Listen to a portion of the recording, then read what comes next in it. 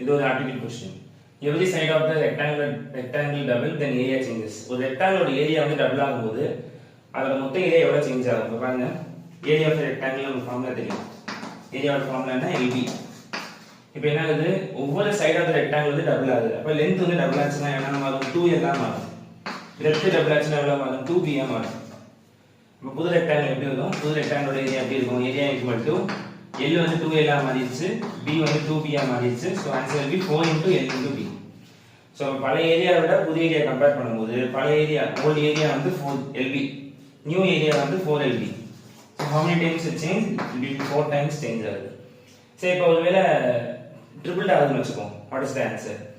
Triple ஆகுது அப்படின்னா 3L 3B மாறும், டோட்டல் வந்து 9LB ஆ மாறும். சரி, இப்போ கொஸ்டின் என்ன அப்படின்னா x டைம்ஸ் இன்க்ரீஸ் ஆனால் வாட் இஸ் த ஆன்சர்?